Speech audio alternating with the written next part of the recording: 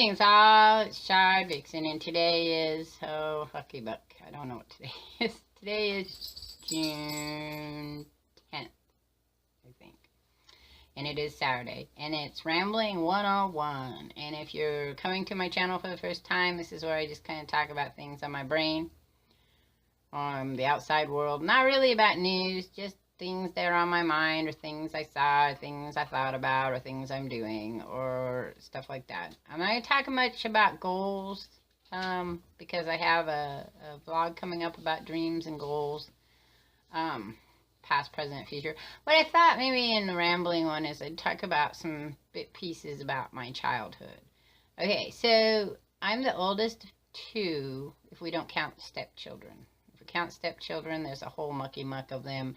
Many I've never even met, because my father remarried and my mother remarried after they divorced when I was 16.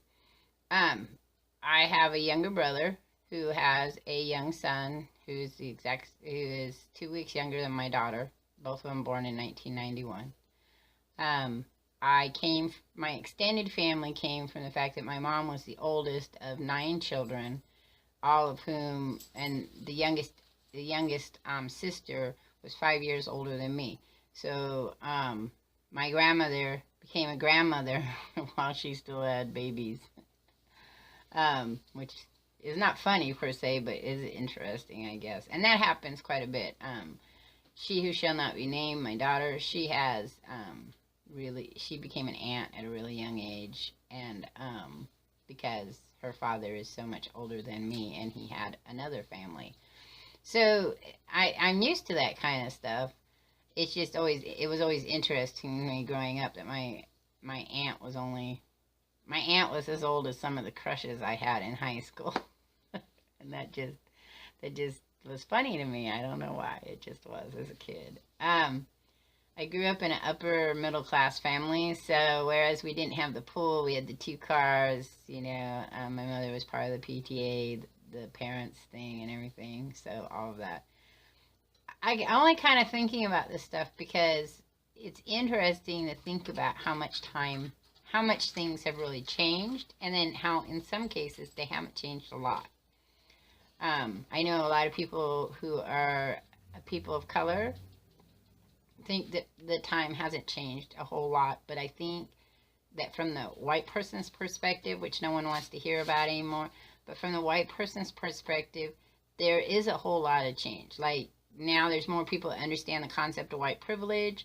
There's more people that are actually thinking what it might feel like to be, a different color and be the only one that's that color. There's more emphasis, I think, on color than there has in the past. But that's just me. I mean, I don't like being called white. I'm pink. But nobody ever listens to me. I don't like being called white on surveys where you have to write what your race is. I don't think white's a race. I think white is a color, but it's not a race. Caucasian, okay, I'll mark that. But I don't even think Caucasian is a race. I think American should be considered a race. It's just me. Because I have, on one side of my family, they've been here probably since white people decided they were going to get on a boat and come over here and harass the Native Americans. And then on the other side, not so, more immigrants in the 1900s rather than the 1700s. But still, been here quite a long time, so there's a whole cultural concept that is not found anywhere else but here in America. I don't have a real ethnic, and I can't never say that word, ethnic. I don't have a real ethnic background. So Christmas was pretty much the traditional American Christmas. Easter was traditional Easter. Even if you weren't, which is funny, my family wasn't overly religious, but yet they celebrated religious holidays. That's an American thing, I think, to celebrate holidays that are even part of your religion. You just celebrate them. St. Patrick's Day, Cinco de Mayo, which is always celebrated incorrectly, Chinese New Year. I mean, that's the Americanness of being an American. I didn't vote for Donald Trump. I don't particularly like Donald Trump. I have a very hard time watching him. I didn't like him before when he had his own reality TV show. I mean, pretty much ignored Donald Trump because he looks like a, I can't say it because he's president now. He just had that feel to him. And if you're a young female, you probably know that feeling. Actually, if you're young anybody, you probably know that feeling. That's that one where that person is looking at you and undressing you and doing horrible things to you, and you can't hide from their eyes. It's that feeling. That's the feeling he always gave me. So I just never watched him. His body movements and everything just kind of grossed me out. I was thinking too is that our children are way more protected now. In many cases, maybe overprotected in some cases, but still there's more protection. I mean, it does slip through every once in a while, and I think it's because there's a concept that many of us still believe that no one would hurt a child. There are people who still believe no one, would hurt a female, or hurt each other, or hurt somebody else, or hurt themselves. I mean, that's just that weird average concept that runs through the world. But as a child, I have to tell you, I knew that the world was not a safe place, which is why I brought my children up to understand that the world is not a safe place. I don't think the world has been a safe place for anyone that's vulnerable forever. Maybe when we first were little hominids coming out of the trees, maybe, but then we had to worry about predators and other things. Maybe not our own people eating us, but I don't know, 'cause it's way back, and maybe that's what makes us afraid sometimes of other people, is that they're going to eat us. It's a very deep-rooted instinctive thing. I get that people have religion and they believe in Adam and Eve and Eden and not evolution, but I've met people who believe in Adam and Eve and believe in evolution, that God created animals a certain way and they evolved over a period of time based on the God plan. And that, that's cool. Yeah, I go with that. But I do believe that there's some other power that has somehow triggered that spark in humans. I've been quoting it a lot in a lot of places. That whole idea that the only thing that separates us from animals is that the belief of fictional stories. I find that very interesting to me. We create these fictional stories that govern our lives, and then we believe in them. So we believed for a very long time as females that it was our job to marry and procreate. Now, probably when there weren't as many of us, that was the goal, like little cockroaches, to make sure we bred, and then left enough of ourselves all over the place. I've been thinking a lot lately, too, about the fact that if we think about the Caucasian European whiteness, pinkness of us all, that being a mutation, right? So the first first human Homo sapiens would not necessarily have been that color. They would have been with more pigment to protect themselves against the weather and coldness and things like that. And we have bred it kind of out of us. Because if you think about it and you look at the track of human beings, in Africa, when Pangea, was closer together and it was easier to get from continents and things, and Australia was where it was supposed to be, the hominids that were living down here, or Homo sapiens, if you want to say, I think they were Homo sapiens out of that type, decide, one branch says, hey, we're going to stay here, and another branch goes, nope, it's time to move. There's too many of us down here. It's time. Maybe they got the calling of God. Maybe that was the spark that pushed them forward. Their God said, go, and these gods said, stay. And so these ones left, and they went up through Pangeria, I can talk. Never mind. You know what I meant. When all the continents were pushed together. Maybe they cruised up and left little bits of themselves all the way up as they went. And then they went over. And then they went down. And then they came back to Africa. And they went around. We've traveled this earth quite a bit. If you think about it, we traveled a lot, and we've left pieces of ourselves, and we're all connected. And it's that knowing we're all connected that makes me sad sometimes, that we would hurt ourselves, that we hurt each other. But then if you go back and look at a family unit, there are fathers and mothers that hurt their own children and hurt each other. So maybe it is part of our nature to hurt each other.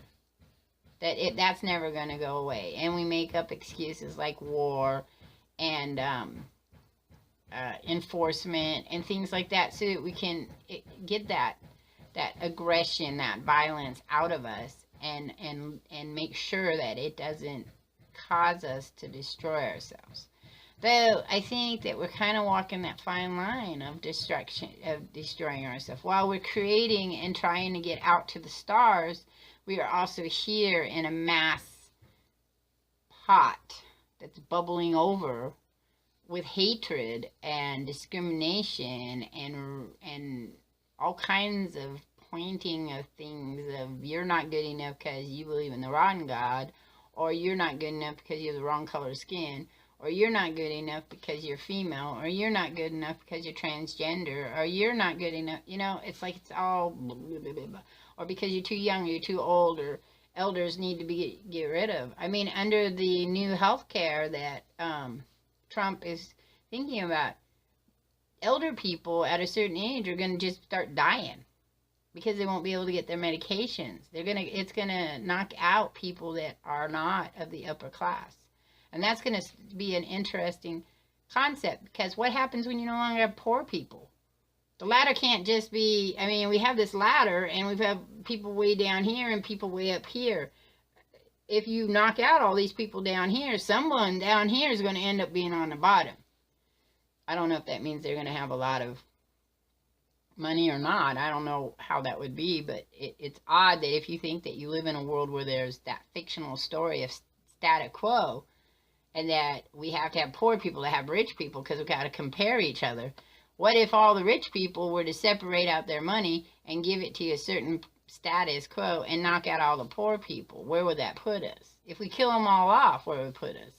I remember I was in a class that I was reading in one of my psychological classes, and we were talking about Planned Parenthood. And the original course of Planned Parenthood wasn't to help women per se.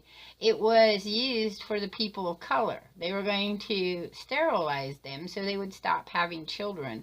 And poor pinky people would stop having children, so that the world would be left room for those who were considered the most intelligent, the most talented, the most beautiful, the most perfect, the best. And at that time would have been the white privilege. It wouldn't have been a people of color, sorry to say. And I think that somewhere out there, there are people who still believe that, and they're still part of that. I mean, Walt Disney was part of that group. The lady that ran Planned Parenthood, I can't remember her name off the top of my head. She was part of that group.